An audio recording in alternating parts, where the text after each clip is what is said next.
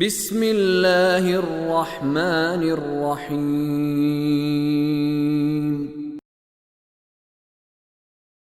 یاسین والقرآن الحکیم انک لمن المرسلین علی صراط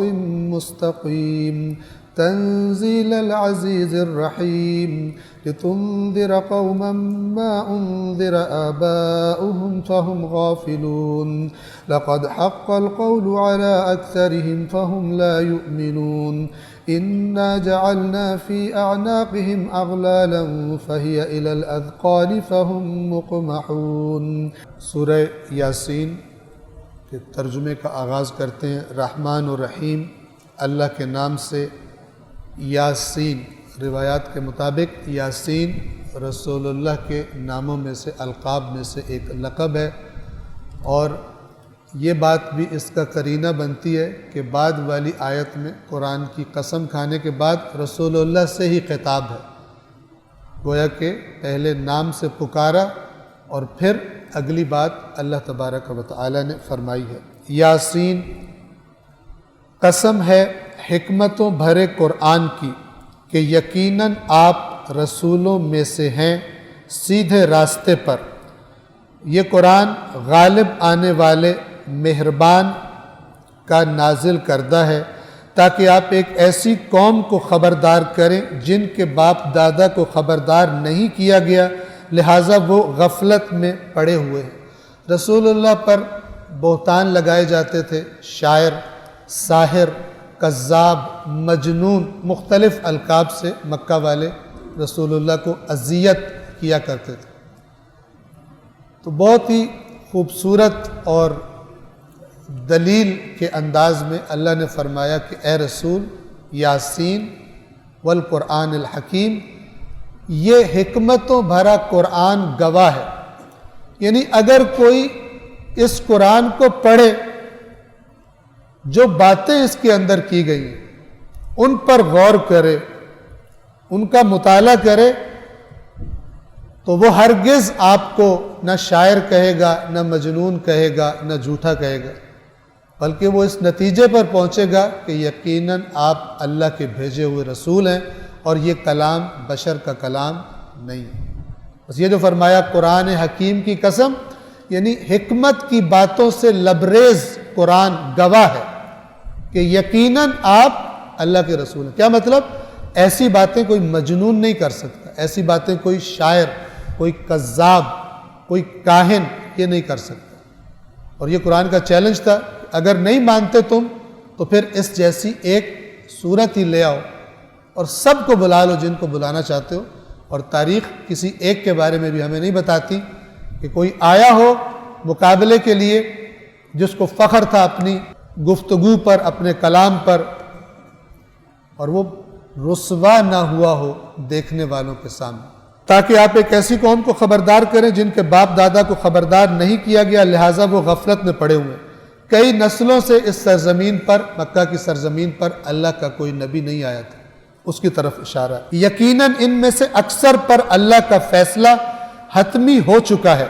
پس اب وہ ایمان نہیں لائیں گے۔ کیا مطلب ہے اس کا؟ بعض لوگ ایمان نہیں لائیں گے، یہ پہلے بھی ان درسوں میں بیان ہوتا رہا کہ انسان کے اعمال اس کے دل پر اثر رکھتے ہیں، اور اگر انسان برائیوں میں، جرم کرنے میں حد سے آگے بڑھ جائے، اس کا دل ہدایت پذیری کی صلاحیت کھو دیتا ہے۔ جیسے انسان اگر کوئی غلط چیز کھاتا رہے، پہلے بیمار ہوگا، پھر مرض بڑھتا رہے گا اور علاج کی گنجائش رہے گی، لیکن اگر علاج نہ کروائے ایک سٹیج ایسی آئے گی کہ پھر دنیا کی بہترین دوا اور بہترین ڈاکٹر بھی اس کا علاج نہیں کر سکتے۔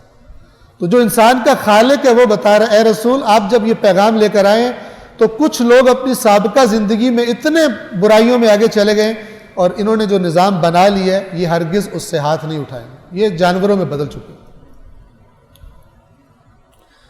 اب ان کی کیفیت بیان کرتا ہے قرآن کی، یہ ان کی کیفیت ہم نے کیا کر دی۔ بہت خوبصورت انداز ہے، توجہ فرمائیں۔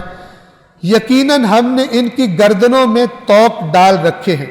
اور وہ ٹھوڑیوں تک آئے ہوئے ہیں، اسی لیے ان کے سر اوپر کی طرف الٹے ہوئے۔ اب مکے کے کافروں کے گلے میں کوئی زنجیریں تو نہیں تھی لوہے کی جو ٹھوڑیوں تک آئی ہوں، تو یہ اللہ تعالیٰ کیا فرمانا چاہتا ہے؟ انسان کی ناجائز خواہشات زنجیریں ہیں اس کے لیے۔ انہوں نے اپنی خواہشات نفسانی کو گویا اس طرح سے اپنا لیے، ان کے علاوہ کچھ دکھائی نہیں دیتا، تو یہ گویا کہ ان کے گردنوں کے طوق بن چکے ہیں، اور اتنے زیادہ طوق ہے، آپ تصویر بنائیں، قرآن کا انداز بہت ہی خوبصورت ہے، تصویر انسان بنا سکتا ہے کہ ایک ایسا قیدی کہ جس کو اتنی زیادہ زنجیریں گردن پہ لپٹی ہوں ٹھوڑی تک کہ وہ پھر گردن ہلانے کی بھی گنجائش اس میں نہیں ہے۔ کہا کہ ان خواہشات کی زنجیروں نے جدھر منہ کر دیا ہے ادھر سے منہ ہلانے کی قدرت بھی، ادھر ادھر اوپر نیچے دیکھنے کی قدرت بھی نہیں رکھتے، لہٰذا اے رسول آپ کی بات یہ سنیں گے، کیونکہ یہ جکڑے ہوئے ہیں اپنی دنیا پرستی میں، اور یہ ان کے لیے بھی اور ہمارے لیے بھی، کہ جو چلا جا رہا ہے اسی دنیا کی مستی میں، اور نہ اسے قرآن کی آیت ادھر ادھر اس کا چہرہ کرواتی ہے، توجہ ہٹتی ہے، نہ اللہ کے رسول اور اہل بیت کے فرامین سے اس کی توجہ ہٹتی ہے، تو اللہ فرماتا ہے کہ ہم نے، کیوں؟ اس لیے کہ یہ قانون بنانے والا اللہ ہے کہ جو خواہش نفس میں اپنے آپ کو غرق کر دے گا پھر وہ ایسے ہی ہے جیسے جکڑا ہوا قیدی ہے، اور سوائے جہاں وہ زنجیریں اس کی گردن کو اکڑائے ہوئے ہیں اس کے علاوہ وہ کہیں اور دیکھنے کی قدرت نہیں رکھتا جب تک کہ ان زنجیروں کو توڑ نہ ڈالے۔ یقیناً ہم نے ان کی گردنوں میں طوق ڈال رکھے ہیں اور وہ ٹھوڑیوں تک آ چکے ہیں، اور اسی لیے ان کے سر اوپر کی طرف الٹے ہوئے۔ یہ لفظ استعمال ہوا ہے مقمحون، اس کا ترجمہ سن لیں۔ مقمح، جب جانور کو لگام ڈالنی ہوتی ہے تو لگام ڈالنے کے لیے اس کا چہرہ، اونٹ کے بارے میں عام طور پہ یہ کہا جاتا ہے، اونٹ کو جب لگام ڈال کے کھینچا جاتا تھا پیچھے تو اس کی جو گردن ہے وہ اوپر کی طرف، منہ اس کا اوپر کی طرف ہو جاتا ہے،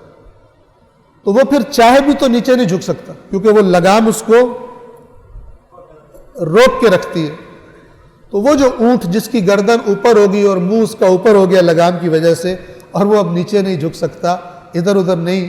حرکت کر سکتا، اپنی گردن کو، اپنے منہ کو حرکت نہیں دے سکتا، اسے کہتے تھے مقمح، یعنی یہ خاص قسم کا لگام دیا ہوا اونٹ۔ کہا کہ ان کی خواہشات نے ان کو ایسی لگام ڈالی ہوئی ہے اپنی مرضی کی کہ یہ اس مقمح اونٹ کی طرح ہیں، ادھر ادھر دیکھ بھی نہیں سکتے۔ اے رسول یہ آپ کی بات بھی نہیں سنی۔ صدق اللہ العلی العظیم۔